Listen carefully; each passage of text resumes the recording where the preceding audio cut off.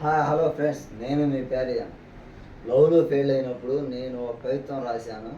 పెళ్ళి కాకముందు చెప్తాను, వినండి.